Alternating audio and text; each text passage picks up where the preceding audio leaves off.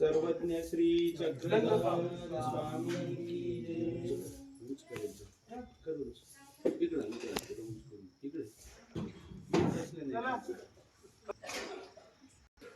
सर्वज्ञ श्री चक्रधर स्वामी श्री गोपाल कृष्ण महाराज की जय, श्री दत्तात्रेय महाराज की जय, श्री चक्रपाणी महाराज की जय, श्री गोविंद प्रभु महाराज की जय। आपण पंचावताराचा जय जयकार केला, त्यानंतर 1650 तीर्थस्थानाची जय हा जय जयकार केला आणि सत्य सनातन महात्मा धर्म की जय असा जय जयकार। पंचावताराचा जय जयकार केला, त्यानंतर 1650 तीर्थस्थान म्हणजे 1650 तीर्थस्थान परमेश्वर धर्मामध्ये आहेत। 1650 तीर्थस्थानाची परंपरा 800 वर्षापासून आहे। 800 वर्ष होऊन गेले या 1650 तीर्थस्थानाच्या परंपरेला। त्यापैकी त्या 1650 तीर्थस्थानांपैकी हे एक तीर्थस्थान आहे खारेपुरीचं स्थान। त्याच्यानंतर आपण जय जयकार केला सत्य सनातन महात्मा धर्म की जय। सत्य सनातन महात्मा धर्म की जय या जय जयकाराचा अर्थ असा आहे की ही जी परंपरा आहे ही ईश्वर धर्माची परंपरा सृष्टीच्या आरंभापासून। सृष्टीच्या आरंभापासून म्हणजे कशी ते आपण हा मुद्दा समजून घेऊ। श्रीमद भगवद्गीतेमध्ये 14व्या अध्यायामध्ये 3ऱ्या व 4थ्या श्लोकामध्ये भगवान श्रीकृष्ण अर्जुनाला निरोपण करतात। भगवान श्रीकृष्ण म्हणतात की हे अर्जुना, मम योनी महत् ब्रह्म तस्मिन् गर्भं दधाम्यहम् संभव सर्वभूतानां ततो भवति भारत। सर्व योनिषु कौन्तेय मूर्तय संभवन्ति या तासां ब्रह्म महद्योनिर अहम बीज प्रद पिता। गीतेतील 14व्या अध्यायातील 3ऱ्या व 4थ्या श्लोकांमध्ये या 2 श्लोकांमध्ये या ईश्वर धर्माची परंपरा कशी सुरू झाली हे सांगितलं। भगवान श्रीकृष्ण अर्जुनाला म्हणतात की हे अर्जुना, मी परमेश्वर 2 अवस्थेमध्ये आहे, एक साकार रूपाने आहे, एक निराकार रूपाने। साकार रूपाने मी हे अर्जुना तुझ्या समोर उभा आहे, सावळा रंग आहे, मोरपीस आहे, मुकुट आहे, बासरी आहे, पितांबर नेसलेले आहे, साकार रूप। या साकार रूपामध्ये मी तुझ्या समोर आज सांप्रत उभा आहे। परंतु पूर्वी मी निराकार अवस्थेमध्ये होतो। त्या निराकार अवस्थेमध्ये असताना माझ्या स्वरूपाच्या ठिकाणी दया, मया, कृपा आणि करुणा हे 4 गुण मूलतः अनादिकालापासून ते 4 गुण मद स्वरूपाच्या ठिकाणी होते। ते 4 गुणांपैकी कृपा गुण, दया, मया, कृपा आणि करुणा, त्या कृपा गुणाचं असं लक्षण होतं की आपल्या जवळचा जो आनंद आहे, अरे हापशी नका तिकडचं पाणी घ्या, कोण आहे तिकडे हापशी जवळ, मग त्याला तिकडचं घ्यायला सांगा पाणी, इकडे प्रवचन चालू आहे, मोबाईल चालू आहे। दया, मया, कृपा, करुणा त्या 4 गुणांपैकी कृपा गुणाचं असं लक्षण आहे की औदार्यशीलता, दान देण्याची भावना, दातृत्वशीलता। मग परमेश्वराच्या ठिकाणी आनंद आहे, मोक्षाचा आनंद। हा आनंद कोणाला द्यावा तर परमेश्वराने पाहिले की घेणारा याचक कोण आहे। 3 पदार्थ परमेश्वराच्या स्वभोवती स्वरूपामध्ये उपस्थित होते, एक प्रपंच, दुसरा देवता आणि तिसरा जीव। परमेश्वराने पाहिलं हा प्रपंच आपला मोक्षाचा आनंद घेऊ शकत नाही, हा जड मूळ अवस्थेमध्ये आहे। दुसरा देवता या आपल्या स्वरूपामधील आनंदामध्ये रममान आहेत। दिव हा धातू प्रपंची वर्ते, पंचप्रकाराने तो आपल्या स्वरूपामध्ये निमग्न आहे. हा देवता पदार्थ तो सुद्धा बाहेरील कोणी दिलेला आनंद घेऊ शकत नाही. मग राहता राहिला जीव, हा जीव मोक्षाचा आनंद घेऊ शकतो. परंतु या जीवाच्या ठिकाणी एक दोष आहे आणि तो दोष म्हणजे अविद्या दोष. हा अविद्या दोष जो आहे तो जीवाच्या स्वरूपामध्ये मिसळलेला आहे. या जीवाला त्या अविद्येपासून मुक्त केलं मग तो मोक्षाच्या आनंदाला पात्र आहे. आणि म्हणून परमेश्वराने या जीवाला अविद्या बंधनातून मुक्त करण्यासाठी सृष्टीची रचना करणं गरजेचं होतं. आणि म्हणून परमेश्वराने आपली जी मुख्य शक्ती आहे चैतन्य माया तिला आदेश दिला. हे सांगताना भगवान श्रीकृष्ण गीतेमध्ये म्हणतात की मम योनिर महत ब्रह्म तस्मिन् गर्भम दधाम्यहम संभव सर्वभूतानां ततो भवति भारत. की हे अर्जुना, माझी मुख्य शक्ती जी चैतन्य माया आहे त्या चैतन्य मायेच्या स्वरूपामध्ये तस्मिन् गर्भम म्हणजे तिच्या गर्भामध्ये स्वरूपामध्ये मी काय केलं की माझ्या आज्ञेची प्रवृत्तीचं बीज टाकलं. तस्मिन् गर्भम दधाम्यहम, तिच्या गर्भामध्ये म्हणजे स्वरूपामध्ये माझ्या इच्छेचं बीज टाकलं की हे चैतन्य माये तू या सृष्टीची रचना कर. तस्मिन् गर्भम दधाम्यहम, तिच्या गर्भामध्ये माझ्या आज्ञेचं बीज टाकलं स्वरूपामध्ये आणि सांगितलं की संभव सर्व भूतानां ततो भवति भारत. या सर्व भूतांना म्हणजे या सर्व प्राणी मात्रांना ही सर्व सृष्टीची तू रचना कर असं मी तिला सांगितलं. आणि मग त्या चैतन्य मायेने माझ्या आज्ञेनं काय केलं तर ह्या सृष्टीची रचना केली. म्हणून हे अर्जुना, अहम बीज प्रदपिता, सृष्टी रचनेचं बीज टाकणारा, त्याचा आरंभ करणारा मी सर्वांचा पिता आहे. भगवान श्रीकृष्ण म्हणतात की माझ्या आज्ञेने या सृष्टीची रचना झालेली आहे. आणि म्हणून आपण परमेश्वराला काय म्हणतो, त्वमेव माताच पिता त्वमेव त्वमेव बंधूच सखा त्वमेव, अशी आपण परमेश्वराला प्रार्थना करतो. अशा पद्धतीने परमेश्वराच्या आज्ञेने ह्या सृष्टीची रचना चैतन्य मायेने केली. ह्या सर्व जीवांना स्वरूपाच्या बाहेर आणलं म्हणजे जन्म दिला आणि हे सर्व जगत निर्माण केलं त्या चैतन्य मायेने. आणि मग 4 युगांची स्थापना केली. 4 युग कोणते? कृतयुग, त्रेतायुग, द्वापार युग आणि कलियुग. 4 युग स्थापन केले आणि अशा पद्धतीने सृष्टीची रचना झाली. 4 युगांची स्थापना झाली आणि मग त्या कृतयुगाच्या आरंभी आणि त्या ठिकाणी ब्रह्मदेव, त्याला 4 मुख आहेत, त्याला चतुरानन असं म्हणतात.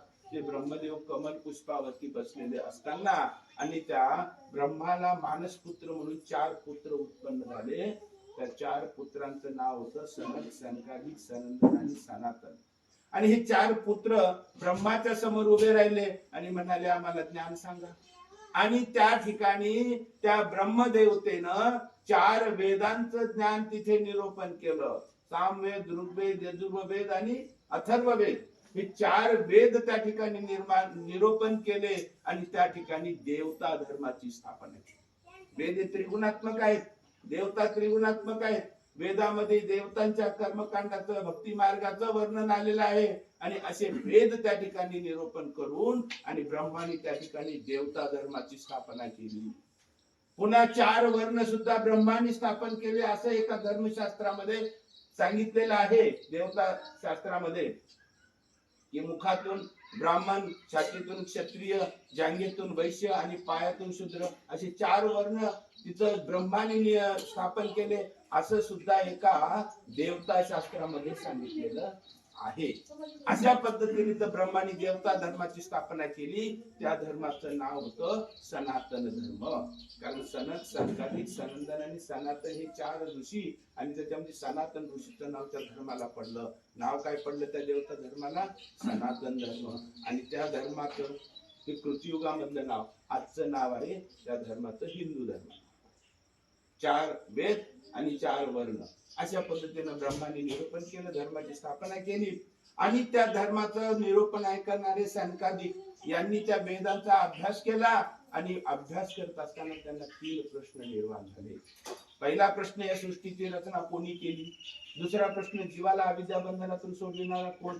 आणि तिसरा प्रश्न, या जीवाला शाश्वत मोक्ष देणारा कोण? हे 3 प्रश्न संकाधिकांना निर्माण झाले. त्यांनी वेदामध्ये खूप या प्रश्नांची उत्तरं शोधली, परंतु उत्तरं सापडली नाहीत. आणि मग ते ब्रह्मा या देवतेकडे आले आणि म्हणाले, आम्हाला हे प्रश्न पडलेले आहेत, जीवाला बंधनातून सोडविणारा कोण, सृष्टीची रचना कोणी केली, जीवाला मोक्ष देणारा कोण आहे, आणि आम्हाला ह्या प्रश्नाची उत्तर मिळत नाही, तुम्ही सांगा. आणि त्यांनी ते प्रश्न सांगितले. ब्रह्माने ते प्रश्न ऐकले आणि तो सुद्धा अंतर्मुख झाला, कारण ब्रह्माला सुद्धा वेदाच्या पलीकडे ज्ञान नव्हतं आणि वेदामध्ये या प्रश्नाची उत्तर नाही. आणि ब्रह्मा संकटामध्ये पडला आणि त्या ब्रह्मदेवतेनं त्या निराकार परमेश्वराला प्रार्थना केली की तुम्ही प्रगट व्हा आणि ह्या प्रश्नाची उत्तर द्या. आणि मग त्या ठिकाणी त्या ब्रह्माच्या सभेमध्ये तो निराकार परमेश्वर साकार रूपाने प्रगट झाला. तिथे हंस प्रभूंचा अवतार झाला. परमेश्वराचा पहिला अवतार हा हंस प्रभूंचा अवतार. आणि मग त्या सभेमध्ये हंस पक्षाच्या रूपाने आणि त्या परमेश्वराने अवतार घेतला आणि त्या ब्रह्माच्या सभेमध्ये त्यांनी ब्रह्मविद्याशास्त्र निरूपण केलं आणि त्या संकाधिकांना ह्या प्रश्नांची उत्तरे सांगितली. ते हंस प्रभू म्हणाले की मी स्वतः परमेश्वर आणि मी माझ्या आज्ञेने ह्या सृष्टीची रचना चैतन्य मायेने केली. पहिल्या प्रश्नाचं उत्तर मिळालं. मी परमेश्वर, मीच समर्थ आहे या जीवाला अविद्या बंधनातून सोडविण्यासाठी. मीच समर्थ परमेश्वर, मी सोडवितो जीवाला अविद्या बंधनातून, आणि मीच परमेश्वर या जीवाला मोक्ष देतो, या देवतांकडे मोक्ष देण्याचं सामर्थ्य नाही. अशा पद्धतीनं आणि त्या हंस प्रभूंनी त्या परमेश्वर अवताराने त्या ठिकाणी ब्रह्मविद्याशास्त्र निरूपण केलं आणि तिथे ईश्वर धर्माचे, त्या ईश्वर धर्माचं नाव होतं सत्य सनातन महात्मा धर्म. काय नाव होतं? सत्य सनातन महात्मा धर्म. आणि म्हणून आपण जय जयकार करतो. काय करतो? सत्य सनातन महात्मा धर्म की जय, असा जय जयकार करतो. आणि त्या ठिकाणी आणि ईश्वर धर्म स्थापन झाला कृतियुगामध्ये. 32 लक्ष वर्ष युग त्या कृतियुगाचं काळ मर्यादा होती. 32 लक्ष वर्षाचं युग होत ते. आणि मग त्या ठिकाणी तो ईश्वर धर्म फोफावला आणि त्या ईश्वर धर्मामध्ये दोन वर्ग निर्माण झाले. एक अनुसरणारे, एक ननुसरणारे. जे ईश्वराची आज्ञा पालन करणारे होते त्यांचा उद्धार झाला. ज्यांनी ईश्वराची आज्ञा पालन नाही केली त्यांची अधोगती झाली आणि त्यांना खालच्या युगामध्ये लोटली. खालचं युग कोणतं होतं? त्रेतायुग. आणि या त्रेतायुगामध्ये हे वरील युगाचे सगळे जीव इथं मनुष्य होऊन जन्मले त्रेतायुगामध्ये. पण कृतयुग संपलं. त्रेतायुगामध्ये ईश्वर धर्म लोपला. श्री हंस प्रभूंनी सांगितलेला धर्म बुडाला आणि मग परमेश्वरांनी पाहिलं की माझा धर्म बुडालेला आहे. जेव्हा धर्म बुडाला तेव्हा धर्म स्थापनेसाठी अवतार घेणं प्राप्त आहे. यदा यदा ही धर्मस्य ग्लानिर्भवति भारत. त्या ईश्वर वचनानुसार परमेश्वरांनी त्या त्रेता युगामध्ये श्री दत्त रूपाने अवतार घेतला बद्रिकाश्रमाला. आणि यदुराजाला ज्ञान निरूपण केलं. आरळक राजाला, ऋषींना तिथं ज्ञान निरूपण केलं बद्रिकाश्रमाला. पुन्हा ईश्वर धर्माची स्थापना केली. त्या त्रेतायुगामध्ये पुन्हा ईश्वर धर्म फोपावू लागला. खूप मोठे मनुष्य लोक त्या ईश्वर धर्माचा स्वीकार करू लागले. परंतु त्या धर्मामध्ये पुन्हा 2 गट निर्माण झाले. एक अनुसरणाराचा गट, दुसरा ननुसरणारा गट. अनुसरणारे गेले उतरून आणि जे ननुसरले होते त्यांचं पुन्हा अधोगती झाली. त्यांना दोष लागला. त्यांना खालच्या युगामध्ये लोटून दिलं. खालचं युग होतं द्वापार युग. हे सर्व जीव पुन्हा द्वापार युगामध्ये आले, मनुष्य झाले, मनुष्य देहामध्ये पुन्हा जन्माला आले. परंतु पुन्हा त्या ठिकाणी ईश्वराचा धर्म लोपला. त्याला ग्लानी आली. श्री दत्तात्रय प्रभूंनी स्थापन केलेला धर्म लोपला, ग्लानी आली. परमेश्वराने पाहिले की आता मला अवतार घेण्याची वेळ आलेली आहे, मला धर्म स्थापना करणं प्राप्त आहे. आणि मग पुन्हा परमेश्वर श्रीकृष्ण रूपाने आले आणि कुरुक्षेत्र भूमीवरती प्रिय भक्त अर्जुनाला श्रीमद भगवद्गीतेचं ज्ञान निरूपण केलं. जे शास्त्र हंस प्रभूंनी ब्रह्म्याच्या सभेमध्ये सांगितलं होतं, जे शास्त्र श्री दत्तात्रय प्रभूंनी बद्रिकाश्रमाला निरूपण केलं, तेच ब्रह्मविद्याशास्त्र भगवान श्रीकृष्णांनी गीतेच्या रूपाने निरूपण केलं आणि पुन्हा ईश्वर धर्माची स्थापना केली. हा ईश्वर धर्म फोफावा लागला. द्वापार युगामध्ये फार मोठा याचा विस्तार झाला. त्याच्या त्या धर्मामध्ये पुन्हा 2 वर्ग निर्माण झाले. एक अनुसरती, एक ननुसरती. एक अनुसरती म्हणजे ईश्वराची आज्ञा पालन करणारा जो साधकांचा वर्ग आहे तो उद्धरून गेला. पण ज्या साधकांनी ईश्वराची आज्ञा पालन नाही केली त्यांची अधोगती झाली आणि त्यांना खालच्या युगामध्ये लोटलं. खालचं युग होतं कलियुग. आणि या कलियुगामध्ये हे सर्व मनुष्य जीव आले, मनुष्य देहामध्ये जन्माला आले आणि ह्या युगामध्ये 12व्या शतकामध्ये आणि पुन्हा ईश्वरीय धर्म लोकला. परमेश्वर धर्माला ग्लानी आली आणि गीतेत सांगितलेलं आहे, यदा यदा ही धर्मस्य ग्लानिर्भवति भारत. जेव्हा जेव्हा धर्माला ग्लानी येते तेव्हा तेव्हा हे भारता मी स्वतः अवतार घेऊन त्या धर्माची पुन्हा स्थापना करीत असतो. आणि ह्या ईश्वर वचनानुसार, ईश्वरांनी सांगितलेल्या या सूत्रानुसार आणि ह्या कलियुगामध्ये आणि पुन्हा परमेश्वर आले आणि भरवस नगराला तेथील विशाल देव राजाचा पुत्र हरिपाळ देव आणि त्याच्या मृत शरीरामध्ये परमेश्वराने अवतार घेतला आणि नाम धारण केलं श्री चक्रधर.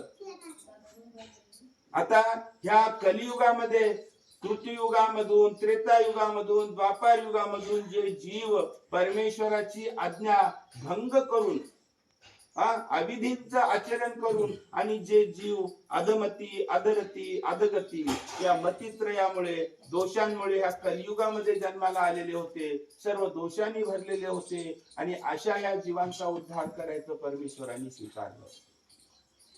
हे जीव म्हणजे पतित म्हणजे अनंत दोषांनी भरलेले आणि पतित म्हणजे काय आहे की एकदम म्हणजे शेवटच्या अशुभ. पतित म्हणजे अशुभ. आणि मग परमेश्वराने प्रेतामध्येच अवतार घेतला आणि मेसेज दिला की प्रेत जसं अशुभ आहे, पतित आहे, अपवित्र आहे, तसे हे सर्व जीव दोषांनी भरलेले आहेत, पतित आहेत, अपवित्र आहेत आणि ह्या जीवांचा उद्धार करण्यासाठी ह्या युगामध्ये आम्ही पतित पावन, पतित उद्धारक असा अवतार घेतलेला आहे. आणि हा संदेश देण्यासाठी परमेश्वराने प्रेतामध्येच अवतार घेतला. प्रेता इतकं अपवित्र कोणतंच नाही आणि त्या प्रेतामध्ये अवतार घेतला आणि नाव काय धारण केलं? श्री चक्रधर. गुजरात देश भरवस नगर, तिथला राजा विशाळ देव, त्याचा पुत्र हरिपाळ देव 25व्या 27व्या वर्षी मरण पावला. त्यांचं प्रेत स्मशानामध्ये आणलं आणि ज्या वेळेस विशाळ देव राजा आपल्या पुत्राच्या प्रेताला अग्नी देण्यासाठी त्या सरणाजवळ पोहोचला आणि त्याच वेळेस परमेश्वराने त्या प्रेतामध्ये प्रवेश करून अवतार घेतला आणि नाव धारण केलं श्री चक्रधर. आणि हे श्री चक्रधर प्रभू महाराष्ट्राच्या दिशेनं वाटचाल करू लागले. 12वे शतक, आजपासून 800 वर्षापूर्वीचा तो काळ. आणि श्री चक्रधर प्रभू महाराष्ट्रामध्ये आले. त्या काळामध्ये या महाराष्ट्रामध्ये मोठे मोठे राजे लोक राहत होते, सोन्याचे महाल होते. श्री चक्रधर प्रभू त्यांच्याकडे पाहू नये म्हणून त्या राजे लोकांकडे गेले नाहीत. त्या काळामध्ये या महाराष्ट्रामध्ये पैठणला, देवगिरीला, नाशिकला, त्र्यंबकेश्वरला मोठमोठे धर्मपुरोहित, धर्मगुरू राहत होते, सोन्याच्या सिंहासनावर बसत होते. पण श्री चक्रधर प्रभू त्यांच्याकडे वास्तव्याला गेले नाही. कारण श्री चक्रधर प्रभूंचा अवतार होता पतित पावन, पतित उद्धारक. जे रंजले गांजले दुःखी कष्टी जीव यांचं पहिले उद्धार करणे, या जीवांचे पहिले अश्रू पुसणे, हे परमेश्वराने स्वीकारलेलं एक कार्य होतं. आणि म्हणून श्री चक्रधर प्रभू राजे लोकांकडे गेले नाहीत, धर्मगुरूंकडे गेले नाहीत, महाराष्ट्रामध्ये आले, रिद्धपूरला आले आणि तिथे ईश्वरीय कार्य केलं आणि तिथून सालबर्डीच्या डोंगरामध्ये गेले. आणि सालबर्डीच्या डोंगरामध्ये श्री चक्रधर प्रभू 12 वर्ष तेथील समाजामध्ये राहिले. सालबर्डीचा डोंगर, आदिवासी वनवासी लोक, त्यांना खाण्यापिण्याचं ज्ञान नाही, राहण्याचं ज्ञान नाही, कपडे नेसण्याचं ज्ञान नाही, बोलण्याचं ज्ञान नाही, अशिक्षित, अर्धनग्न, अज्ञानी आणि अशा जीवांच्या मध्ये मिसळून श्री चक्रधर प्रभूंनी 12 वर्ष त्या जीवांच्या, त्या समाजाच्या उद्धाराचं कार्य केलं. आणि तिथून मग श्री चक्रधर प्रभू विंझी गोंडवाड्याकडे गेले. तिथे 12 वर्ष राहिले आणि तिथून श्री चक्रधर प्रभू ओरंगल तेलंगणा प्रांतामध्ये गेले, तेथील जीवांचा उद्धार केला आणि तिथून श्री चक्रधर प्रभू आणि महाराष्ट्रामध्ये आले. महाराष्ट्रामध्ये परिभ्रमण करू लागले, गावोगावी खेडोपाडी वाडी वस्त्यावरती श्री चक्रधर प्रभू जाऊ लागले आणि तेथील 18 पगड लोकांमध्ये जाऊन त्यांना ज्ञान निरूपण करू लागले, त्यांचं दुःख निवारण करू लागले, त्यांचं प्रबोधन करू लागले आणि त्यांचा उद्धार करू लागले. अशा पद्धतीनं ज्ञानाचा धर्माचा प्रसार करीत करीत करीत करीत श्री चक्रधर स्वामी घेऊन या महाराष्ट्रामध्ये सगळे रंजले गांजलेले सगळे हीन दीन दुःखी पतित या सर्व जीवांना ज्ञानबोध करून श्री चक्रधर स्वामींनी हा महानुभाव पंथ उभा केलेला आहे. 18 पगड लोकांमधून हा महानुभाव पंथ उभा केला आणि सर्वज्ञ श्री चक्रधर प्रभू आणि अशा पद्धतीनं धर्माची स्थापना करीत आणि हिवरळीला आले, म्हणजे जालन्याला आले. आजपासून 800 वर्षापूर्वीचा हा काळ. जालन्याला शके 1190 श्री चक्रधर प्रभू जालन्याला 2 महिने देवानी वास्तव्य केलं आणि या ठिकाणी तेथील जीवांचा उद्धार केला. जालन्याला मग दिवाळी केली. दिवाळी झाल्यावर भाऊबीज झाली आणि भाऊबीज झाल्यावर दुसऱ्या दिवशी सर्वज्ञ श्री चक्रधर प्रभू भक्ती जनांसह खनेपुरीला येण्यासाठी निघाले. हे खनेपुरी गाव आहे. सूर्योदयाच्या वेळेस तिथून श्री चक्रधर प्रभू निघाले आणि ते 10-11च्या सुमारास या खनेपुरी गावात पोहोचले. हे गाव दक्षिण दिशेला दिसतं. गावाच्या बाहेरचा हा सभोवतीचा हा परिसर अरण्याने वेढलेला होता. तिकडून हिवरळीवरून म्हणजे जालन्यावरून एक पाऊल वाट येते आणि ती भाटीपूरला जाते. काजळ्यावरून, काजळा नावाचं गाव आहे, तिथून एक पाऊल वाट येते आणि ती भाटीपूरला जाते. दोन्ही पाऊल वाटा इथे एकत्र होतात. हा खनेपुरी गावाच्या बाहेरचा हा प्रदेश अरण्याने वेढलेला. त्या रस्त्याच्या कडेला एक बाबळीचं झाड होतं आणि त्या झाडाखाली श्री चक्रधर प्रभू विराजमान झाले. भक्तिजनांनी आसन टाकलं, देव त्या आसनावरती स्थानापन्न झाले. श्री माईम भट्ट ज्यांनी लीळा चरित्र लिहिलं ते वर्णन करतात की खनेपुरीला देव कांटिये तळी आसन, काटेरी झाडाखाली देव इथं बसले असं वर्णन करतात. खूप महत्वाचं वर्णन आहे हे. फार गहन अर्थ आहे याचा. अरण्य म्हणल्यावर किती प्रकारची झाडं असतात आपण कल्पना करू शकता. अरण्यामध्ये अनेक नमुन्याचे झाड असतात, फळांचे झाड असतात, फुलांचे असतात, सावलीचे असतात, विराट वटवृक्ष असतात आणि बाबळीचं झुडूप पण असतात. आता साधारणपणे आपण जर अरण्यात गेलो तर आपण चांगल्या झाडाखाली बसू का बाबळीच्या झुडपाखाली बसू? चांगल्या झाडाखाली बसू ना. झुडपाखाली कोण बसेल? बाबळीच्या झाडाला काय रंग नाही, रूप नाही, फळ नाही, फूल नाही, असं ते वृक्ष झाड. त्या झाडाला सगळे दूर लोटतात. बागेमध्ये कोणी त्याला रोपण करून त्याला खत पाणी घालून कधी वाढवलेलं बघितलंय का? बागेमध्ये, उद्यानामध्ये कधी बाबळीचं झाड दिसलं का तुम्हाला? नाही. तुमच्या घरासमोर बाबळीचं झाड उगवलं तर तुम्ही कुऱ्हाड आणून त्याचं निर्मूलन करता, दूर नेऊन टाकता. काटेरी झाड सगळे जण त्याचा दुश्वास करतात, त्याला दूर लोटतात, त्याचा छळ करतात, त्याचा सासुरवास करतात. ते रंजलेलं आहे, गांजलेलं आहे, फळ नाही, फूल नाही. आणि असं ते पतित झाड श्री चक्रधर प्रभू नेमकं त्या झाडाखाली बसले आणि संदेश दिला की आम्ही दीन दुःखिताचे, पतितांचे कैवारी आहोत, अनाथाचे नाथ आहोत, सासुरवास झालेल्यांचे आम्ही माहेर आहोत. हे दयाळू, मयाळू, कृपाळू, कनवाळू श्री चक्रधर प्रभू या बाबळीच्या झाडाखाली बसून त्यांनी संदेश दिला की आम्ही पतित पावन, पतित उद्धारक ईश्वर. आम्ही कृतयुगामध्ये सनक संकादिकासारख्या उच्च संस्कारी जीवांना ज्ञान निरूपण केलं. तिथं कोणी पतित नव्हते. त्रेतायुगामध्ये वाऱ्याच्या वेगाने बद्रिकाश्रमाला शास्त्र निरूपण, काशीला स्नान, कोल्हापूरला भिक्षा, पंचाळेश्वरला भोजन, माहूरला निद्रा. वाऱ्याच्या वेगाने दिनचर्या होती आमची. बरोबर आहे. द्वापार युगामध्ये आम्ही रथावरती बसून प्रवास करायचो. महालाच्या बाहेर आले की रथ सज्ज असायचा. आणि ह्या कलियुगामध्ये आम्ही पायी पायी फिरतो. का? तर या दीन दुःखी पतित जीवांचा उद्धार करण्यासाठी. आणि म्हणून श्री चक्रधर प्रभू इथं बाबळीच्या झाडाखाली बसलेले आहेत. सकाळी 6ची वेळ आहे आणि भिक्षेची वेळ झाली. नाथोबाबाईचा देवाला दंड करून गावात भिक्षेला गेल्या खनेपूरला. भिक्षा घेऊन आल्या. देवाला थोडी दृष्टीपूत केली आणि देवाच्या समोर बसली. आणि मग या ठिकाणी श्री चक्रधर प्रभूंनी निरोपण केलेले खनेपुरी गाव. पूर्ण लीळा चरित्रामध्ये हे निरोपण प्रसिद्ध आहे. अत्यंत उच्च प्रतीचं निरोपण श्री चक्रधर प्रभूंनी इथं केलेलं आहे. श्री चक्रधर प्रभू निरोपण करताना भक्तजनांना म्हणतात की अरे अरे हे सगळं दुःख हा अवघा जणू ठकला ठेला असे कवनी यांचे ठक फेडीचा नाही. तू का थकलासी ऐसे कवनी म्हणते नाही. हे समाजामध्ये जे दुःख दिसत आहे ना, हे दुःख कशामुळे आहे तर या समाजाला ठकवलं आहे, या समाजाला फसवलं आहे, या समाजाला चुकीचं ज्ञान दिलेलं आहे, म्हणून हे दुःख आहे या समाजामध्ये. श्री चक्रधर प्रभू म्हणतात की समाजामध्ये दोन वर्ग आहेत, एक ठकवणारा आणि एक थकलेला. आणि हा थकलेला समाज याला चुकीचं ज्ञान दिलेलं आहे, चुकीचा रस्ता दाखविलेला आहे, चुकीच्या रस्त्याने वाटचाल करून हा समाज दुःखाला प्राप्त झालेला आहे. आमचं हृदय कळवळतंय त्या जीवांचं दुःख बघून. त्या जीवांना दुःखातून मुक्त करण्यासाठी आम्ही अहोरात्र परिभ्रमण करीत आहोत. स्वामींच्या सांगण्याचा भावार्थ निरोपणाचा. त्या काळातील जे धर्मगुरू होते त्या धर्मगुरूकडे श्री चक्रधर स्वामींच्या बोलण्याचा निर्देश होता. त्या काळातले धर्मगुरू या समाजाला चुकीचं ज्ञान सांगत होते, देवी देवतांची भक्ती करायला सांगत होते, व्रत वैकल्य करायला सांगत होते, उपास तापास करायला सांगत होते, भूताची समाधीची पूजा करायला सांगत होते. आणखीन काही पीडा झाली तर या समाजाला सांगत होते की तुम्ही त्या देवी देवतांना 2 पायाचं बळी द्या म्हणजे तुम्ही त्यातून मुक्त व्हाल, तुम्ही 4 पायाचं बळी द्या म्हणजे मुक्त व्हाल. म्हणजे अशा पद्धतीनं त्या काळातील धर्मगुरू ह्या समाजाला काय सांगत होते की क्षुद्र देवी देवतांची भक्ती सांगत होते, श्रीमद भगवद्गीतेचं ज्ञान सांगत होते.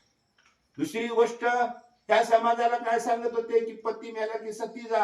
आणि त्या काळामध्ये सती प्रथेचं फार मोठं स्तोम होतं. राजाच्या राणीला सुद्धा सती जावं लागायचं.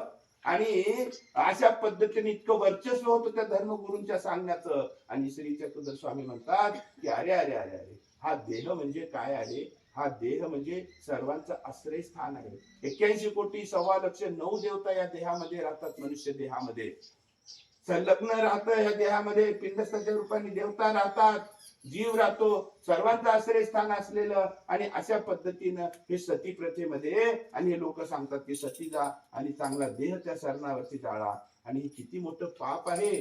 जो स्वतःचा देह किंवा इतरांचा देह घात करतो त्याला 13 प्रकारचे नरक भोगावे लागतात, दुःख भोगावे लागतात. आणि एवढे हे दुःख जो भोगतो त्याला कुठेच ठाव नाही, अनंत काळपर्यंत त्याला दुःख भोगावं लागतो.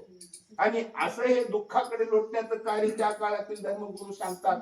फसवणारं ज्ञान सांगतात, चुकीचं ज्ञान सांगतात, सती जायला सांगतात. तिसरी गोष्ट, आणि त्या काळातील धर्मगुरू ह्या समाजाला काय सांगतात की 4 वर्ण आहेत, ब्राह्मण क्षत्रिय वैश्य शूद्र. आणि विचिकित्सा रूप विकल्प करायला सांगतात. हा श्रेष्ठ तो कनिष्ठ, ही स्पृश्यता अस्पृश्यता, उच्च नीच हा भेदभाव सांगतात. आणि मग प्रत्येक जण एक दुसऱ्यावरती भुकत असतो. हा नीच आहे मी श्रेष्ठ आहे, हा नीच आहे मी श्रेष्ठ आहे, आणि भुकण्याचं कार्य करतो. आणि याच्यामुळे काय होतं की त्या जीवाला दोष लागतो, विचिकित्सा रूप दोष लागतो, विकल्प होतो. आणि त्याच्यामुळे या जीवाला प्रतिदेहाचे नरक भोगावे लागतात. अशा पद्धतीने ते चुकीचं ज्ञान सांगतात. श्रीमद भगवद्गीतेचं ज्ञान कोणी सांगत नाही.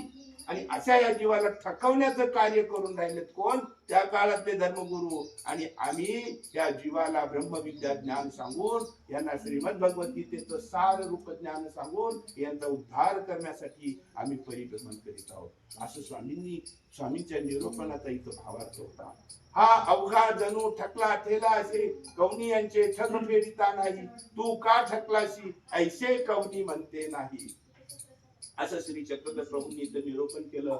निरोपण चाललेलं होतं. देव बाबीच्या झाडाखाली बसलेले, समोर भक्तजन बसलेले, देव निरोपण करतायत. सकाळी 10ची वेळ आहे. आणि अशा त्या प्रसन्न वातावरणामध्ये भारद्वाज नावाचा पक्षी इथे बसलेला होता. आणि त्या पक्षाने पाहिलं आणि तो देवाकडे वेधला आणि देवाच्या जवळ झाडावर येऊन बसला आणि देवाच्या दर्शनाचा आनंद घेतला. आमचे श्री माहीम भट्ट उल्लेख करतात की भारद्वाज पक्षाचा उल्लेख करतात. भारद्वाज कांटीवरी बसला होता. आता विचार करा, या अरण्यामध्ये एकुलता एकच पक्षी आहे का? अनेक पक्षी असतील ना, पण त्या पक्षाचा उल्लेख माहीमट्टांनी केलेला नाही, फक्त भारद्वाजाचा उल्लेख केलेला आहे. शास्त्रामध्ये असं सांगितलंय की ज्याच्या हृदयामध्ये परमेश्वराचं नाम आहे, ज्याच्या हृदयामध्ये भक्ती आहे, जो परमेश्वरासाठी परमेश्वराचा होऊन राहू इच्छितो, आणि तोच अभिनंदनास पात्र आहे, तोच कौतुकास पात्र आहे, त्याच्याच नावाचा उल्लेख करावा, त्याच्याच नामाचा उल्लेख करावा. माहीमट्ट म्हणतात, माहीमट्टांनी उल्लेख केला भारद्वाज पक्षाचा, त्याचं कारण हे होय. आणि तो भारद्वाज पक्षी देवाच्या दर्शनामध्ये इथं रंगून गेला. वेळ झालेली होती, बाईसांनी उपहार काढला, श्री चक्रधर प्रभूंनी इथं आरोगणा केली, गुरळा विडा झाला, नंतर भक्तजनांनी भोजन केलं, प्रसादाचं भोजन केलं, आणि मग थोडा वेळ देव इथं थांबले. बराच वेळ झाले, तर 12 वाजले होते दुपारचे. देव थांबले आणि मग नंतर देव इथून निघाले पुढे. इथलं उद्धार कार्य पूर्ण झालेलं होतं. देव पुढे निघाले भाकीपुरीला जाण्यासाठी. भक्तीजन देवाच्या मागे चालू लागले, आणि हा भारद्वाज पक्षी पण आता देवाचा होऊन गेला. देवाच्या सोबत तो पण निघाला. त्याने आपलं घर सोडलं, परिसर सोडला, सर्व काही सोडलं, तो निघाला देवाच्या सोबत. काही अंतर गेल्यानंतर तो रस्त्याच्या मध्यभागी येऊन बसला आणि देवाचे दर्शन घेऊ लागला. आणि मग देव थांबले, आणि मग श्री चक्रधर प्रभू भक्तजनांना उद्देशून म्हणाले, पुण्य महात्मे हो, हे पाखरू कौनीय ठाईचे ऐसे तुम्ही जाणत असा. हे पाखरू कुठल्या याची तुम्हाला कल्पना आहे का? लकुदेवबा समोर आले, तत्परतेनं वाकून दंडवत केला श्री प्रभूंना आणि म्हणाले, जी बाबीच्या झाडापासून हा पक्षी येतोय. आणि मग सर्वज्ञ श्री चक्रधर प्रभू म्हणतात की हा पक्षी आमच्याकडे वेधलेला आहे. माणुसे तरी माणुसे, गोरुवे तरी गोरुवे, पाखिरवे तरी पाखिरवे, याते देखती आणि पाठी येऊची लागती. माणसं असो, पशु असो, पक्षी असो, आमचं दर्शन झालं की ते आमच्याकडे वेधतात आणि आमच्या सोबत येऊ लागतात. तसा हा पक्षी आमच्याकडे वेधल्या गेलेला आहे. भक्तजनांना मोठं आश्चर्य वाटलं की काय आश्चर्य, पहा, हा पक्षी आणि देवाच्या भक्तीमध्ये इतका तल्लीन झालेला आहे. आपलं घरटं सोडून तो देवासोबत निघालेला आहे. मोठी आश्चर्याची गोष्ट आहे. मनुष्याला तरी 4 गोष्टी ज्ञानाच्या सांगून त्याला ईश्वर भक्तीमध्ये लावणं शक्य आहे, कारण तो बुद्धिवादी प्राणी आहे. परंतु पक्षाला 4 गोष्टी सांगितल्या, त्याला कसं काय कळेल बरं? नाही कळणार. परंतु हा तर देवाच्या सोबत निघालाय, किती भाग्यवान आहे. भक्तजनांना कौतुक वाटलं. पक्षी देवाचं रूप पाहत होते, आणि मग देव त्या भारद्वाज पक्षाला म्हणाले, महात्मे हो, आता तुम्ही जा. आणि मग त्या पक्षाला आज्ञा कळाली, आणि मग त्याने देवाला वंदन केलं, परिक्रमा केली, तो निघून गेला. पुढे चालून त्याचा उद्धार झाला, तो वाया गेला नाही. आणि मग त्या दिवशी श्री चक्रधर प्रभू भाकीपुरी या गावी थांबले. तेथील जीवांचा उद्धार केला, आणि तिथून मग 45 वर्षे निघाले. अशा पद्धतीनं इथे भारद्वाज पक्षाला वेध झालेली लीळा आहे. अशी ही लीळा 1650 तीर्थस्थान की जय म्हणतो आपण, त्यापैकी ही तीर्थस्थान आहे. आणि सत्य सनातन महात्मा धर्म की जय म्हणतो. अशा पद्धतीनं सृष्टीच्या आरंभापासून परंपरा चालत आलेली. आपण इतक्या दुरून इथं तीर्थस्थान वंदन करायला आलेले आहात, तर इथले लीळा आहे, ती लीळा मी पुढे म्हणतो, आपण पाठीमागं म्हणा, म्हणजे तुमचं स्मरण बी होईल आणि तेवढंच तुम्हाला गोमत पण. श्री चक्रधर स्वामी की जय. श्री चक्रधराय नमः. मार्गी वेदे भारद्वाज गमन, मग गोसावी विजेच्या दिशी विजय केले. भवनापुरिये वायव्ये कांतीये तळी आसन, आईशे आणि नाथोबा भिक्षे खवनापुरिये गेली. गोसावी अंजवळी लखुदेवबा होते, दोघे भिक्षा करुणी आली.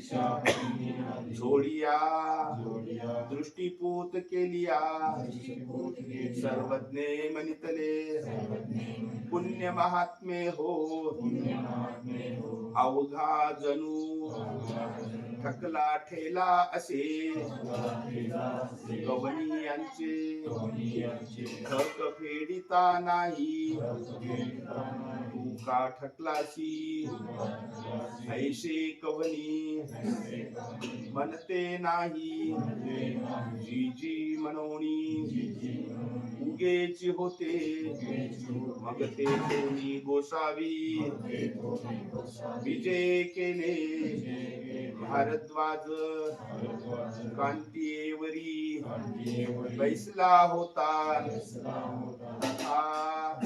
मार्गी बैसला होता मग गोसावी विजय केले आणि उडवणी मागुता मार्गी बैसला सर्वज्ञ म्हणितले पुण्य महात्मे हो हे पाखरू कौनीय ठाईचे ऐसे जाना जी जी ये कांतीयेचे सर्वज्ञ म्हणितले यथ मानुषे तरी मानुषे गोरुवा तरी गोरुवा पाखिरवा तरी पाखिरवा वेधुवाती ते काही पा शोधू तथा वेदे पाखिरू ऐसे मानुषे गोरुवे ऐसे देवगेची राहिले तथा हिरायसा पाठ हे पाखरू गौनी ठायवनी येत असे ऐसे जाना जी जी ते कांटी येतळी गोसावी अशी आसन होते तेथून येत असे पाखिरवे तरी गोरुवे तरी मानुषे तरी या ते देखती आणि पाठी येऊची लागती हे काही पा या उपरी युगेची होते सर्वज्ञ